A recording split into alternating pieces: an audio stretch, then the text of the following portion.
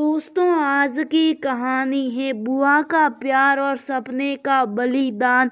दोस्तों, कहानी शुरू करने से पहले अगर हमारे चैनल को सब्सक्राइब नहीं किया हो तो कर लीजिए ताकि आपके पास पहुंचे हर रोज नया वीडियो। पर घंटी बजी। बड़े उत्साह से किरण ने दरवाजा खोला। सामने बुआ थी। किरण ने पैर छूकर बुआ के गले लग गई। बुआ, आज आने का समय मिला। जिस दिन से आई हूँ तुम्हारी राह देख रही हूँ। अरे, मुझे भी तुझे मिलने की जल्दी थी, लेकिन क्या करूँ, घर के भी तो हजारा काम है। अच्छा बता, तू कैसी है? तरह हाल चाल पूछने का सिलसिला चल पड़ा। बुआ अपने साथ समोसे लाई थी। उनके घर के पास वाला हलवाई बहुत अच्छी बनाना था।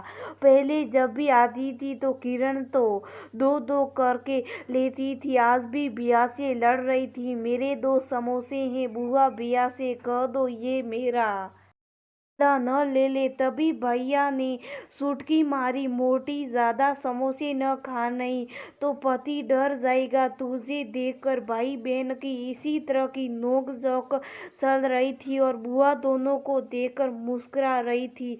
बच्चे बुआ के बहुत करीब थे। बुआ थोड़ी चिंतित सी लगी। माँ ने किरण को एक ही समोसा दिया, कहकर के ज्यादा तली चीजें नहीं खाते। माँ से बाद में पता चला बुआ थोड़े बहुत ही समोसे लाई थी। बुआ की शुरुआती दिनों में आर्थिक स्थिति अच्छी नहीं थी, लेकिन फूफा जी काफी जिद्दा दिल इंसान थे। हम बच्चों को बहुत प्यार करते। जब भी आते हमारी मनपसंद चीजें, फल, मिठाइयाँ यहाँ लाते थे और बुआ को भी मायके में खर्च करने के लिए पैसे दे जाते थे। क्योंकि हम बच्चों की टोली जो थी, कुछ दिन तो हम अपनी सारी फरमाइश बुआ से पूरी करवाते थे। बुआ का दिल भी बहुत बड़ा था। आज घूमने जाने की बात हुई। किरण, माँ और बुआ साथ छोटी भतीजी जो अपनी दादी का साया कभी नहीं छोड़ती हैं। किरण गाड़ी खुद चला रही थी। माँ और बुआ काफी डरी हुई, धीरे चलाना, कहीं ठोक मत देना, अब तो तुम्हारी शादी हो चुकी है, कहीं कुछ हो गया तो जमाई को क्या मुंह दिखाएंगे। किरण को तो जैसे पर लग गए थे। कितने दिनों बाद लाल परी को हाथ लगाया। गाड़ी में तेल भरना होगा भैया, न बहुत बदमाश है, गाड़ी में तेल भरकर नहीं रखना जनता। किरण बड़बड़ा रही थी। तभी हाँ, जैसी पैसे निकालने गई, बुआ ने 200 रुपया निकाल कर देने लगी, लेकिन किरण ने बुआ को पैसे रखने के लिए कहा।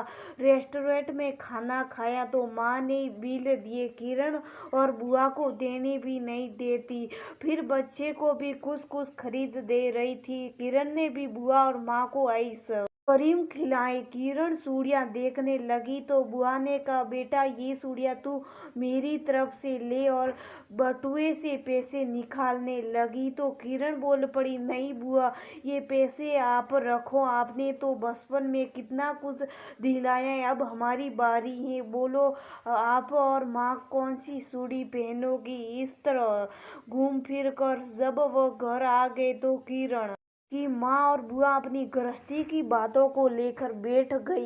किरण वहीं पास बैठी मोबाइल चलाने लगी।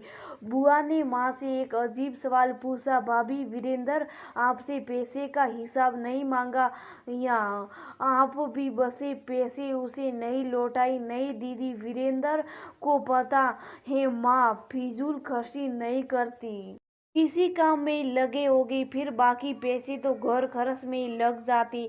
जब भी बाहर जाती हूँ तो वीरेंद्र खुद ही पैसे दे देता है, लेकिन आप ये क्यों पूछ रही हैं? बुआ जी थोड़ी बेबस होकर बोली, जब तक वह थे गरीब थी, लेकिन आज़ादी थी, बेटा कमाने लगा, दिखावे के लिए तो अमीर बेटे की माँ लेकिन हाथों में संद जरूरत के रुपये देकर भी हिसाब खोजता है। फिर जब कहीं आती जाती हूँ तो पैसे खोजो तो कहता है, आपको पता भी है आपके दवाइयों पर कितने खर्चे होते हैं। अब उससे क्या कहूँ कि उससे पता है उसके दूध और बेबी फूड पर कितने पैसे खर्च हुए हैं।